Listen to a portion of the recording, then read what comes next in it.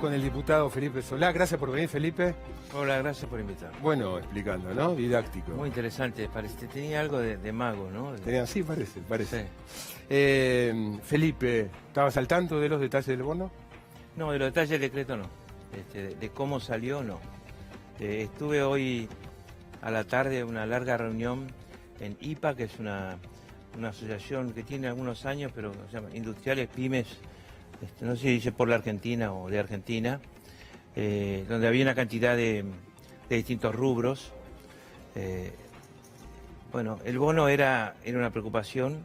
¿Qué decían los empresarios? ¿Le iban a pagar? ¿Lo querían pagar? No, decían que no podía ser un decreto en consulto, que había rubros y rubros, tamaños de empresa y tamaño de empresa, y que la situación de la mayoría de las pymes industriales en Argentina es pésima, que muchos han quebrado, se han fundido. Había textiles, por ejemplo, que perdieron el 60% de sus afiliados en términos de una entidad empresaria, textiles, ¿no? Una entidad empresaria de textil perdió el 60% cuando se fueron, dejaron la actividad. 60%. 60%, sí. Y dicen que al paso que van, lo único que ellos están es esperando si se van a fundir antes o después, siempre hablando mucho antes del 10 de diciembre del año que viene. No solo los textiles, también metalúrgicos, madereros, había de todo allí. Ahogados por la tasa de interés, imposibilitados de pedir crédito, endeudados con la AFIP en algunos casos, endeudados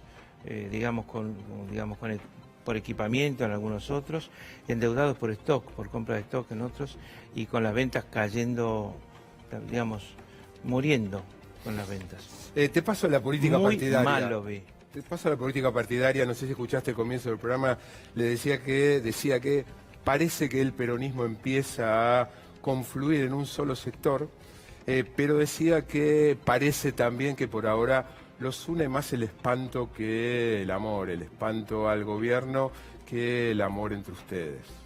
A mí me parece que cuando hay una acción política colectiva grande, usar la psicología para tratar de entender qué le pasa a cada uno no es el mejor punto de partida. ¿Cuál sería el mejor punto de partida? El mejor punto de partida es que este país está muy mal, lo que acabamos de ver, la pérdida del salario, 18 puntos cayó el salario promedio del sector formal desde el 10 de diciembre del 2015 hasta hoy.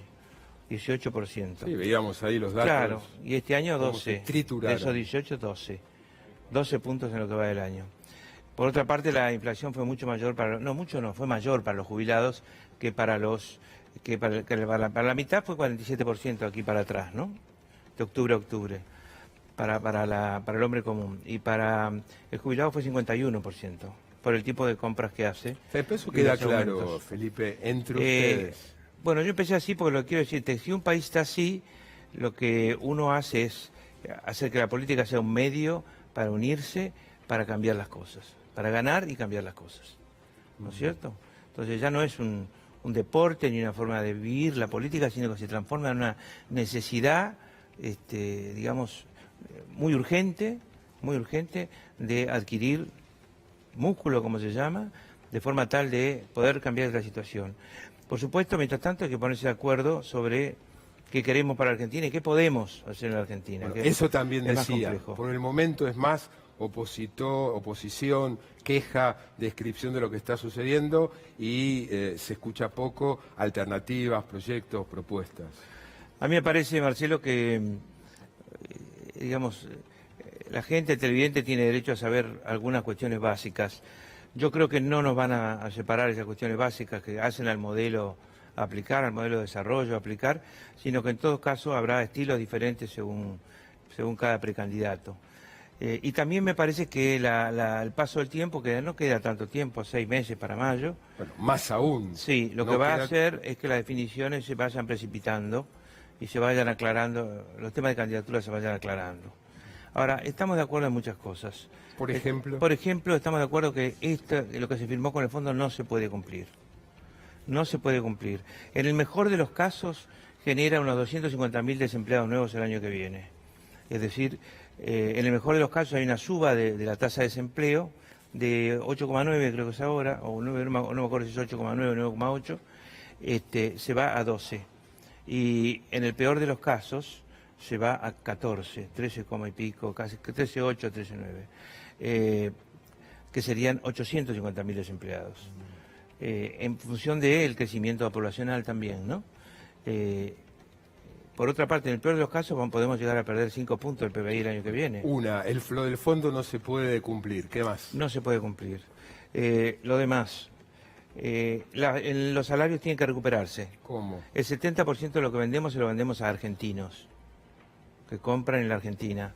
Entonces tienen que recuperarse en paritarias, siempre y cuando, digamos, modificando la cuestión con el fondo, vos tengas hacia las empresas una posibilidad de mejora, de esperarlo hasta que la mejora del mercado, digamos, les permita salir. Me refiero a toda esa enorme cantidad de pymes que dan el 75-80% del trabajo en la Argentina, ¿no? Tengo dos últimas preguntas, Felipe. La primera, ¿entendiste las declaraciones de Massa como un guiño, como una señal de acercamiento a lo que están generando ustedes en lo que José después va a analizar como el kirchnerismo ampliado? ¿Lo entendiste así?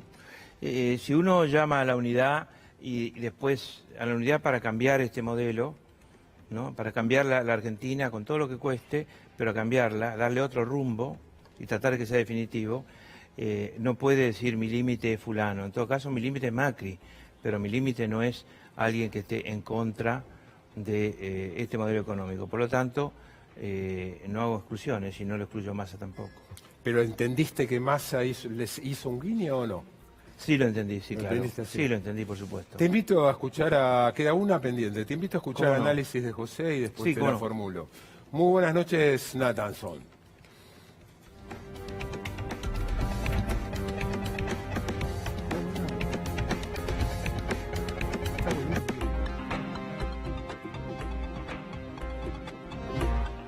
¿Qué tal, Marcelo? Buenas noches. Vamos a hablar, si te parece, de lo que hemos dado en llamar el kirchnerismo ampliado. Por ahí no es exacta la definición en el sentido de que no todos los dirigentes, sectores y estructuras de las que vamos a hablar se reintegraron formalmente al kirchnerismo. Sí son sectores que en algún momento estuvieron cerca de Néstor o de Cristina Kirchner y que han mostrado algún tipo de reacercamiento a la órbita kirchnerista. Vamos a ilustrarlo con una superproducción que hizo el equipo de Desafío 2018 y que te invito, ahí la estamos viendo, mirá. Superproducción. Sí, superproducción galáctica, mirá, ahí la tenés a Cristina y las cabezas quedaron como un poco decapitados, pero bueno, se entiende la idea de ahí tenés a Alberto Fernández, tenés a Alberto Rodríguez A, tenés al mismo Felipe Solá, está Daniel Arroyo, pasa girando también Hugo Moyano, es decir, diferentes satélites girando alrededor de Cristina Kirchner. Seguramente muchos de ellos no compartirían esta puesta en escena que hicimos, esta puesta gráfica que hicimos, pero básicamente la expresidenta sabemos que tiene por lejos el mayor caudal de votos de cualquiera de los posibles candidatos que andan circulando y aunque todavía no se sabe si va a jugar, si no va a jugar, si va a jugar dentro del peronismo, si va a jugar afuera del peronismo, qué es lo que va a hacer, sigue siendo como el eje alrededor del cual giran muchos de estos dirigentes. Ahora, tres dilemas, Marcelo, de este kirchnerismo ampliado. El primer dilema es ético, que es cómo separan muchos de estos dirigentes que se fueron del kirchnerismo hace muchos años, algunos que nunca estuvieron en el kirchnerismo, caso Alberto Rodríguez A o Juan Grabois, que lo vemos ahí también flotando en la galaxia. ¿Qué posición tienen respecto de la cuestión de la corrupción, sobre todo en los últimos años del kirchnerismo? ¿Cómo se emparan en relación a eso? Vamos a ver una foto que ilustra este dilema, que es la foto que se sacaron un grupo de dirigentes kirchneristas, muchos de ellos muy cercanos a Cristina, el año pasado en ocasión del Día de la Lealtad, cuando fueron a visitar a Julio De Vido al penal de Seiza. Es decir, frente a la detención de Julio De Vido, o de Amado Vudú, o de algún otro dirigente kirchnerista, ¿cuál es la posición? ¿Es un preso político? ¿O es una persona que debe cumplir su condena porque está acusado correctamente de corrupción? Este es un dilema que me parece que ¿Cómo compatibilizas esa foto con la frase de Juan Grabois, Cristina sí sin corrupción? Bueno, efectivamente, eso es lo que me parece que es uno de los dilemas éticos que está frenando, digamos, o que puede ponerle algún tipo de dificultad a esta rearticulación del kirchnerismo ampliado. Segunda cuestión, Marcelo, ¿Qué ofrecer a la sociedad? El primer dilema, decíamos, era ético, el segundo es político. ¿Qué le va a ofrecer el kirchnerismo, el peronismo conteniendo al kirchnerismo a la sociedad, que no sea la utopía regresiva de volver a los años dorados del 2003-2015, digamos? Uno tiene la impresión de que la sociedad siempre está buscando cosas nuevas y que hasta ahora ese discurso, más allá de la oposición al macrismo, que obviamente hay que hacer, de que es el punto de partida de todo esto, ese discurso de ofrecer algo nuevo no está. ¿Qué va a ofrecer el peronismo o el kirchnerismo amplio en materia de inseguridad, de narcotráfico, de corrupción, de servicios públicos? Bueno, una serie de cuestiones que quedaron seguramente pendientes de la última década. Y decíamos, primer desafío ético, segundo político, ¿Y el tercero? último sociológico. Vamos a ver una placa que ilustra algo de lo cual ya hablamos en este programa, que es la fragmentación del mundo popular en la Argentina. Fíjate cómo fueron creciendo los sectores populares en cantidad de personas entre el 98, el 2003 y el 2015, y esto a su vez se puede dividir en trabajadores asalariados, trabajadores por cuenta propia, trabajadores del servicio doméstico, perceptores de plan de empleo. Dentro de cada una de estas categorías hay muchas subcategorías. Este mundo popular, este mundo del trabajo, que es el mundo que el peronismo y el kirchnerismo está llamado a expresar, es un mundo que se ha heterogeneizado y fragmentado mucho. Bueno, se puede suturar desde arriba y desde la oposición esta fractura del mundo popular. Me parece que este tercer dilema, que no es ético, no es político, sino es sociológico, es el tercer dilema que enfrenta el kirchnerismo ampliado. Gracias, José. Felipe, ¿cuál te parece el más difícil de los tres? El económico, ¿no? El restituir lo perdido a la gente. No es ninguno de los que mencionó él.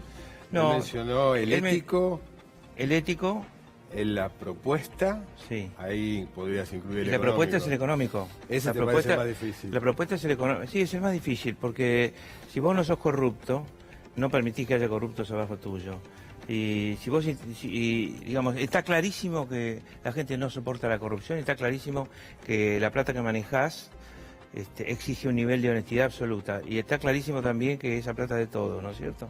Entonces, en mi caso yo voy a descartar totalmente la posibilidad de la corrupción, y creo que ha habido corrupción en el gobierno anterior, como lo ha habido en otros gobiernos también, y como lo hay en este gobierno.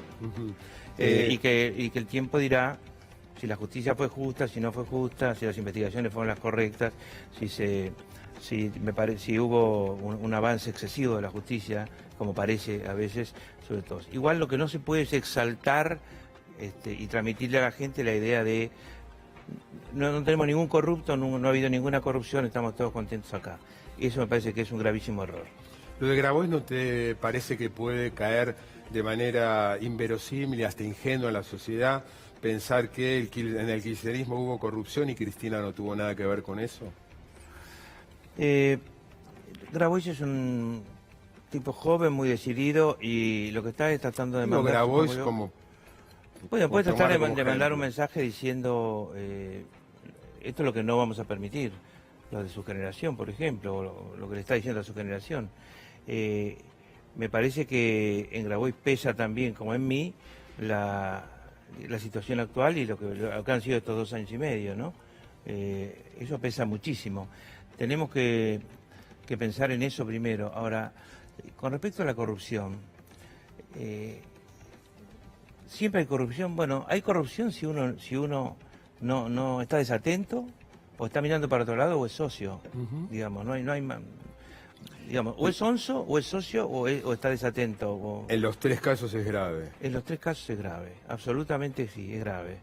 Ahora, hay que resaltar también que hay todo un dispositivo judicial y mediático muy fuerte contra el gobierno anterior, que no tiene, digamos, la misma actitud con este gobierno, por ejemplo, ¿no? Y hay que resaltar también que tenemos una justicia que no es capaz de actuar cuando está en el gobierno alguien que es acusado de corrupto, sino que siempre actúa después, ¿no? Dijiste que el principal desafío es el económico, cómo hacer para plantear... Sí.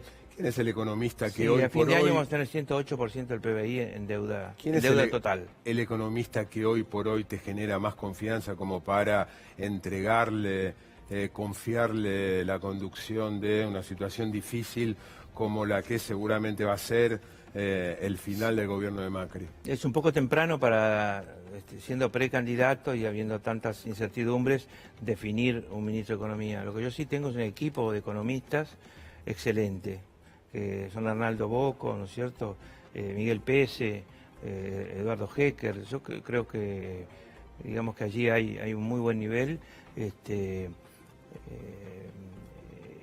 Fernando Peirano, economista de Ciencia y Tecnología, ¿no es cierto? Y por último... Mariano Kestelboin, economista de la industria, y además un equipo de sociólogos y sociólogas y de investigadores sobre la realidad argentina actual. No investigan tanto para atrás sino para adelante, que es lo interesante. Por último, me siento va a estar... muy bien rodeado en ese sentido. Va a estar acá después de la pausa Hernán Lacunza, presentando el presupuesto. Vos fuiste gobernador, ¿cuánto tiempo de la provincia de Buenos Aires? 6 años. 6 años. ¿Qué le preguntarías al ministro de Economía de la provincia que vos gobernaste? Le preguntaría por qué yo, teniendo menos de la mitad en dólares del presupuesto que tiene ahora la provincia de Buenos Aires, pude tener 28 días de clase, 27 días sin clases por paro en 6 años, y en la provincia se llevan más de 40 días en apenas 2 años y medio. Otra vez, ¿cuál es? Teniendo menos de la mitad del presupuesto en dólares. Sí. ¿Tuviste cuántos días? 10.000 millones de dólares es lo que recibí, después se achicó muchísimo por la devaluación inmediata. ¿Cuántos días sin clase? 27. En los 6 años. En los 6 años, sí. Gracias, Felipe. Muchas gracias. Vamos a